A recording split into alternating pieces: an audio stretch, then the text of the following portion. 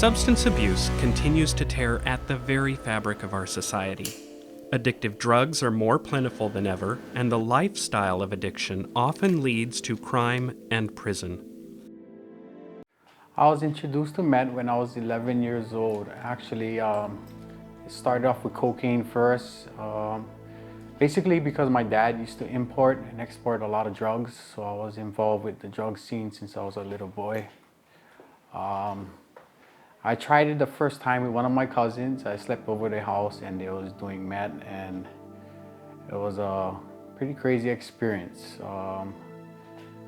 Yeah, that first night I was I was really young, so I got really high, and I remember I smoked for the first time and I didn't sleep for like 5 or 6 days after. It was pretty intense. But yeah, I was raised around the drug scene since I was young, and I could remember times, importing things. My dad used to tape a lot of drugs on us, and we used to carry a lot of money through the airports for him, and it was a tough lifestyle for me. The first time that I got in trouble for drugs was, my dad, he used to grow a lot of marijuana, and the first time that I actually got in trouble for it was in 7th grade. I was actually drying marijuana in the oven in school, and then I got busted. And I used to get abused a lot, so I used to go home and my dad used to beat me up, and that was my way of actually getting him back, I guess. I used to get into a lot of trouble. And yeah, that was the first time I got in trouble for any kind of drugs.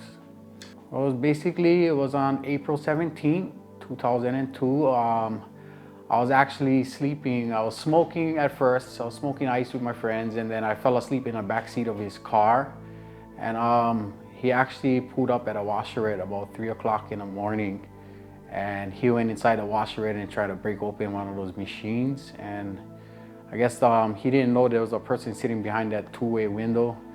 And that person called the police, and when the police came, my friend actually ran to the car, woke me up, and I got scared, so I pushed him up. I pushed him out of the door, and I jumped in the driver's seat, started up the car, and then I was trying to reverse out of the parking stall, and the police shot me through the windshield. It went straight through my neck. I didn't do anything to provoke them. I couldn't understand why they shot me. The thing that I remember him saying, "For get out of the car." I remember the police saying to get out of the car. And I was scared. I was on parole at the time. I was on parole for an armed robbery charge. And basically I got scared, and I tried to reverse the car. And when I reversed the car, he shot me anyway. Well, ICE actually was like the worst thing that ever happened to me. I stole from my family, my friends. I did armed robberies, I did burglaries. I did pretty much, I imported drugs, exported drugs, did everything so that I could gain money to do more drugs and do more drugs. And it just dragged me more down, and eventually I'll do worser things to actually get more and get more. So yeah, I did some crazy things. My high was actually running away from cops. I always went on high-speed chases from them, and basically on the Big Island, they didn't like me at all. So eventually I got shot. In actuality, I really enjoyed getting high and running from them. That was like a high to me. But after I got shot, it was a really serious thing to me. After I got shot, I actually cried. That was the last 20 seconds I had. So I cried, and I remember the police trying to tell me to stay awake. And I remember just knocking out. And I remember awakening again when the fire trucks came, because the door was locked. And the fire trucks came, and I just remember them pumping air, and this big tube was down my throat. And when I got the air in my lungs, I sat up real fast, and I yanked that hose out of my lip. So that's how I ripped this lip on this side. And then I passed out again. That's the last thing I remember. And actually I woke up in a hospital, and my mom, my sisters was all crying, and I had this big tube down my throat, and I had I was all like stitched up. I had a lot of stitches on this side of my neck, and I had a hole inside of my chest. I had another hole right in here in my arm. And yeah, it was pretty intense. I was on a life support for a little while. He only fired one time. The police officer fired one time, and because it hit the windshield, the bullet split up. And that's what caused one of them to go in my chest, one in my arm, and then the biggest piece went through my neck. And then I think it was like 2 weeks later, they left the bullet inside of me. 2 weeks later, it surfaced, the body pushes the bullet out, and then it surfaced on my back, and then they cut it out. Yeah, it was pretty crazy. Recovery was actually from 2002 to actually 2008. That's how long the recovery was. Basically, I was in pain for a very long time with my, I had bad migraine headaches and neck pain. My neck, I hardly could move it. And what they had to do is they sent me to Honolulu Spine Center, and they put me in this surgery, and then this robot came. This robot sticks a long needle in my neck into my spine, and then they burn the nerves in my neck. So I don't have feeling from this area and up. I don't have feeling, so I don't have pain anymore. In actuality, I heard something about he got fired.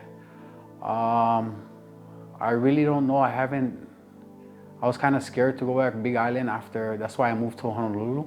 I never went back Big Island because I actually sued them, and I had some problems with them. Especially when I was suing them. I sued them for the first 3 years, and then right before the 3 years, 10 days before the 3 years, the police on the Big Island hit me with a criminal case, first-degree attempted assault on a police officer. And so the lawsuit had to go on hold, and we had to go to criminal court and fight that case. And that case got acquitted in court. I had a very good attorney, Eric Seitz. He was a great man. But it was acquitted, and then about 1 month after that, the county of Hawaii started offering me a lot of money for a settlement. And so we settled out maybe 3 months after that, and we didn't go actually to the federal court with the lawsuit. We settled out of court. I believe that maybe he got scared. I really don't know, but I feel that he was wrong on what he did. Before me, he assaulted 7 other people, and while we was in trial, what the whole thing was is basically he lied in trial. He said he was standing in front of the car and I was trying to bang him with the car, and basically it was found out that he was lying. In actuality, the whole world knows Hawaii is the #1 place to actually get rid of ice. And everybody from the mainland, I've been involved in importing for a long time. You go to Texas and it's like 8,000 to 10,000 a pound. And you bring it to Hawaii and you're making $48,000. That's a big turnover. And so there's a lot of people from San Francisco, California, from Texas, from Mexico. Everybody's coming in and they're all trying to import drugs to Hawaii because everybody in Hawaii is getting worse and worse and worse. They should know about all the drugs coming in through Federal Express, UPS. That's the best way to send it. Now everybody's going that route. They're not gonna go through the airlines. There's a lot of heat. So they're basically gonna go through the mail. Mail is the #1 way to bring in drugs now. And right now, everybody wants to come to Hawaii because Hawaii is the place to make money. I would say if you buy 10 pounds at maybe 8,000 each, that'll be $80,000. And you bring it to Hawaii, you make 4 times that much per pound, So you probably make close to 4 times 8 is 32. You make about 320,000. That's how much you make profit off of that. And you sell it fast. You basically can sell that within 1 week time. And the next week, then you have one more shipment coming in. And I've seen them do it a lot of times. Money goes into living in hotels, most of them, a lot of girls, shopping a lot, buying a lot of cars. A lot of them fail in the end. You ain't gonna go into buying houses and stuff that will be drawing heat. So what you do is open up small companies, open up fishing companies or small like pressure washing or companies that you really don't need license and stuff for, you know, like contractors, you need a contracting license. So you just open up small companies that basically show that you're making money.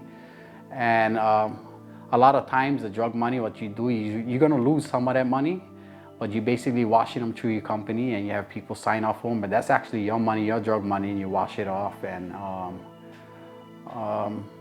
yeah, I've seen that happen a lot of times. And a lot of times people fail in the end. A lot of times you end up getting busted, or a lot of times out there, a lot of these dealers always get busted because they're always around the girls. And when you messing with a lot of girls, you don't know which one is working for undercover or working for the CRUs.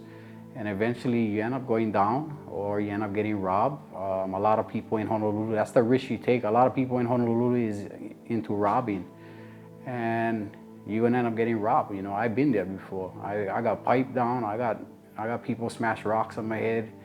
You know, I didn't know anybody in Honolulu, but I didn't want to go back to the Big Island because I got shot by the police and I sued them. So I had to make my way in Honolulu, and you know, I had to earn my own way here. You know, I've been through a lot, and I know everybody from prison. It's just that even if you know everybody from prison, you can't say that's your friends, because I heard people tell me, you know, I love you and you're my friend and everything, and behind the scenes they smash you with a pipe behind your head and take all your money. You know, I've been there before. Why? Because that's the only people you knew. You know, that's the only people I knew in Honolulu.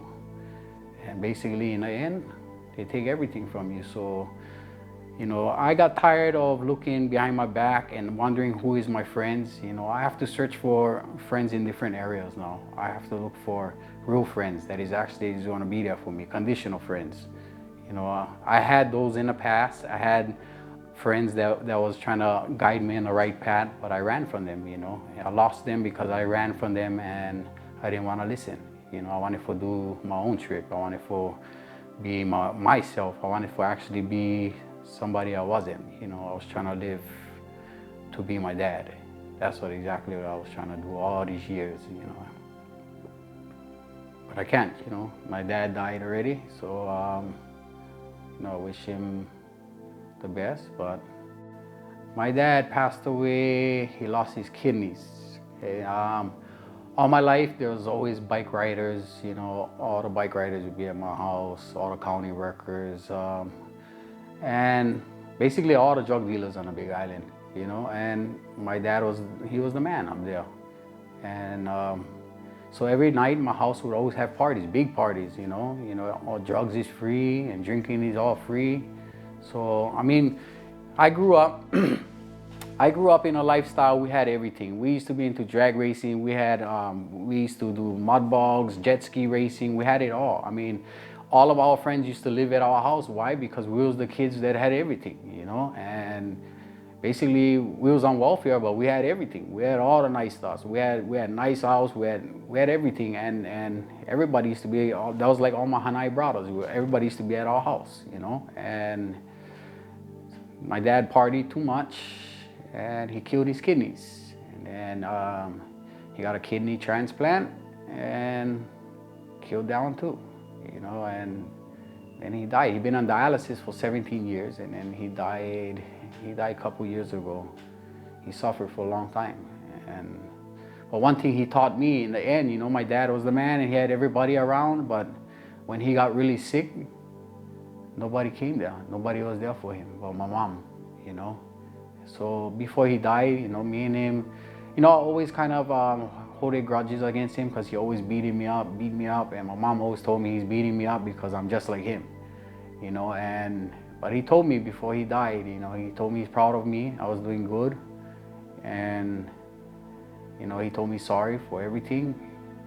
But one thing he told me is he said he had a lot of friends when he had everything, but in the end he never had friends. The only people was there was his family.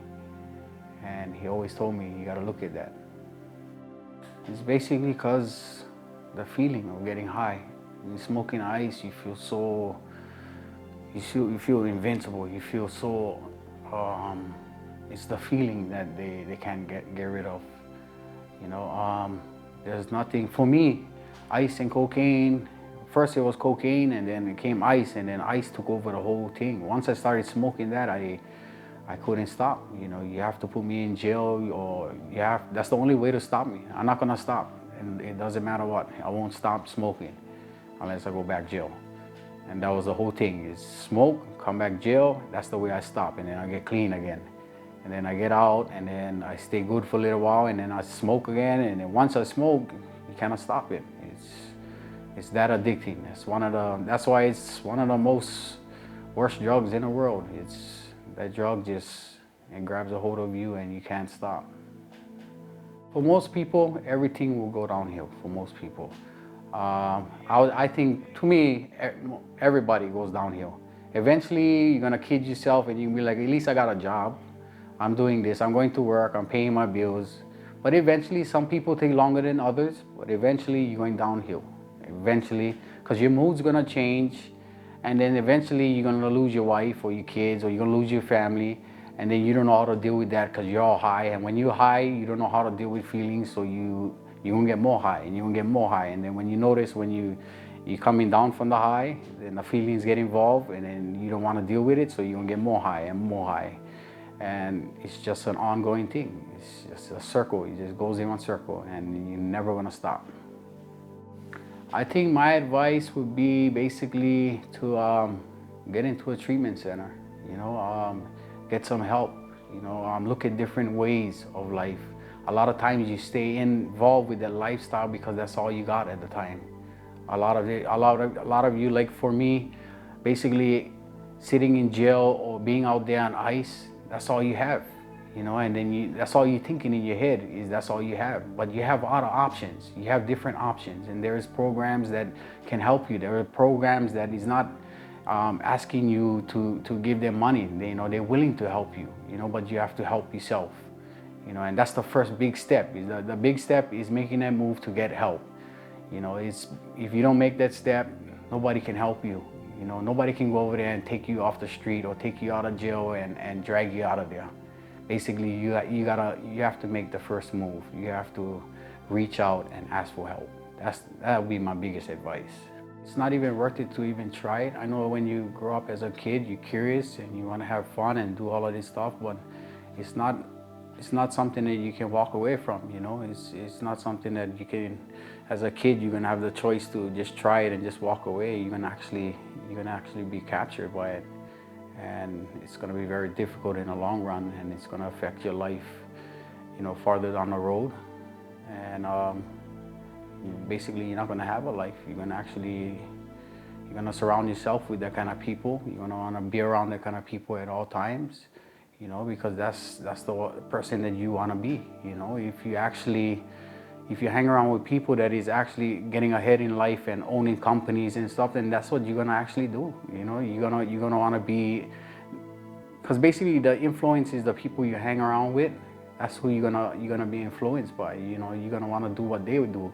So you have to make the right choice. I mean, like they say, you hang around the barber shop, you're gonna get your hair cut.